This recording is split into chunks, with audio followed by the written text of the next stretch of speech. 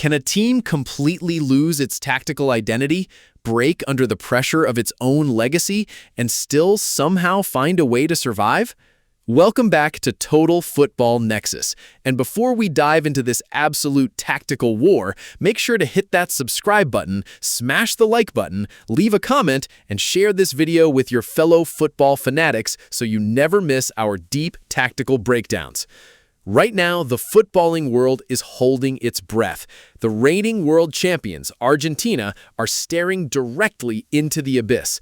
On July 12, 2026, at the iconic Arrowhead Stadium in Kansas City, they face a mountain, a team that does not break, does not panic, and simply refuses to concede. Switzerland. This is not just a match. This is a battle between survival instincts and cold, mechanical perfection. But how did the champions end up here? To understand the sheer drama of this quarterfinal, we have to look back at the chaotic road that brought Argentina to Kansas City.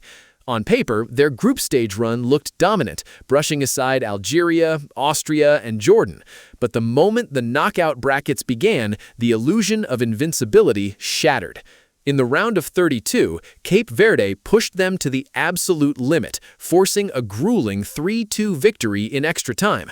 If that was a warning sign, the round of 16 against Egypt was almost a fatal heart attack. Picture this: 79 minutes on the clock in Atlanta.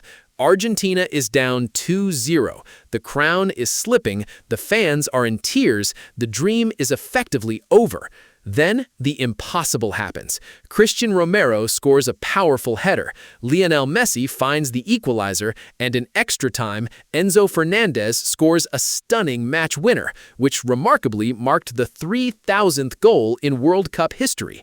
Argentina survived, winning 3-2, but the scars from that match are deep, and they are fully exposed.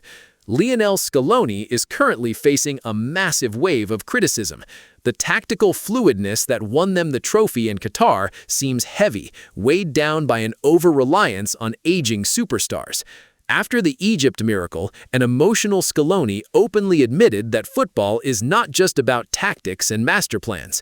He confessed that without the pure fighting heart of his players, Argentina would have been heading home long ago. Yet, despite the chaos, the champions carry a terrifying statistic into this match. Since their shocking opening defeat to Saudi Arabia years ago, Argentina has gone 11 consecutive World Cup matches undefeated, scoring at least 2 goals in every single game. They know how to find the back of the net, but their defensive armor has never looked this thin. And that brings us to Switzerland.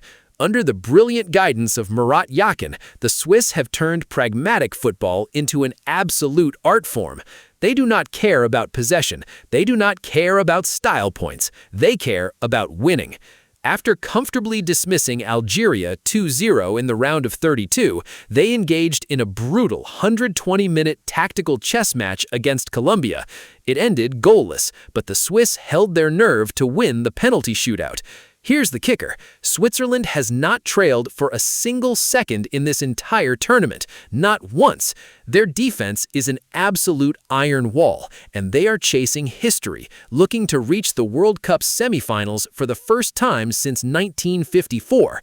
So, what happens when the most relentless attack meets an immovable European wall? The tactical battle in the defensive third will decide everything. For Argentina, Emiliano Martinez will start between the posts. The Aston Villa shot-stopper has not faced a defining penalty shootout or a massive test in North America yet, but everyone knows he thrives under extreme pressure. The real headache for Scaloni lies on the right flank. Nahuel Molina is having a deeply frustrating tournament, with his defensive form raising serious red flags. However, in Scaloni's narrow midfield system, Molina is absolutely essential because Gonzalo Montiel simply cannot provide the attacking width needed to stretch a compact defensive block. In the heart of the defense, Cristian Romero is rushing back from a minor fitness scare just in time for Kansas City. We all know his aggressive nature and his habit of pushing high up the pitch, which saved Argentina against Egypt. But his partner, Lisandro Martinez, is facing a nightmare matchup. While Lisandro is world-class at building play from the back, his physical vulnerabilities were totally exposed in the last round. Now he has to deal with Breel Embolo, a dynamic, powerful channel runner who relishes physical duels. If Switzerland exploits this gap, Argentina is in massive trouble. To make matters worse, fact-back Facundo Medina is fighting fitness issues after playing only a few minutes against Egypt. If he is fully fit, he will immediately replace Nicolas Tagliafico, as Medina remains Scaloni's tactical preference for coping with quick transitions. But can this backline hold against a Swiss team waiting for the perfect counterattack? The answer to Argentina's defensive struggles lies entirely in how they control the center of the pitch. The midfield battle at Arrowhead Stadium is going to be a tactical war of attrition. Rodrigo de Paul will occupy his usual, tireless role, acting as the aggressive engine of the team. Next to him, Liverpool's Alexis McAllister will orchestrate the tempo. Many tactical analysts argue that Scaloni desperately needs a traditional, creative playmaker to unlock low blocks, but the manager is fiercely loyal to his trusted system. This puts an immense amount of pressure on Leandro Paredes. His defensive awareness is the only reason Argentina is still in this tournament, especially after his miraculous goal-saving block in extra time against Egypt.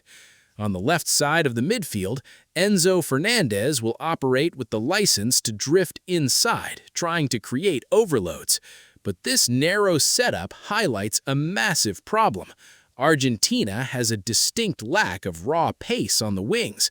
Despite this glaring issue, Scaloni shows absolutely no intention of changing his formula, meaning the explosive Nicolas Gonzalez will once again start from the bench, waiting to be an impact sub. This brings us to the ultimate focal point of the entire footballing world, the 39-year-old icon Lionel Messi. Against Egypt, Messi looked completely exhausted for the majority of the match, suffocated by intense pressing. Yet, class is permanent. With one brilliant assist to Romero and a crucial equalizing goal, he reminded everyone why he is the greatest. The image of Messi crying tears of pure relief after the final whistle proved the staggering psychological weight he is carrying on his shoulders. He knows this is his final dance. Partnering him up front will almost certainly be Lautaro Martinez.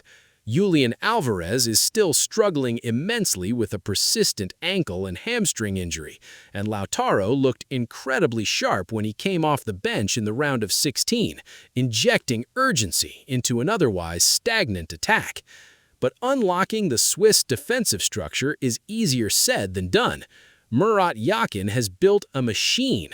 In goal, Gregor Kobel is having a tournament of a lifetime, proving to be an absolute wall and a penalty shootout hero against Colombia.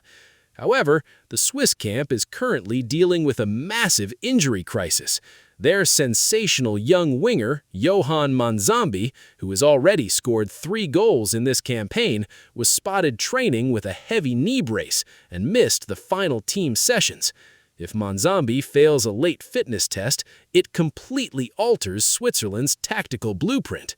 Yakin will likely abandon his aggressive 4-2-3-1 formation and retreat into a deeply compact low block, introducing Fabian Rieder to fortify the lines. This means Granit Xhaka and Remo Freuler will form a dense double pivot right in front of the defense, specifically assigned to deny Messi any space between the lines. The only question mark for Switzerland is physical fatigue. Playing a grueling 120-minute match against Colombia just days ago could severely sap their energy in the later stages of the game. Looking at the numbers and the betting markets, the odds tell a fascinating story. Major bookmakers like BetMGM, DraftKings, and FanDuel all heavily favor Argentina at -145, while putting a Swiss victory at a distant +450. The draw sits around +250. Statistically, Argentina scores a brilliant average of 2.8 goals per match, but concedes an alarming 1 goal per game. Switzerland, on the other hand, scores 1.8 goals, but boasts an incredible defensive record of conceding just 0.6 goals per match, maintaining a flawless 100% clean sheet record in the knockout phase. This match will be defined by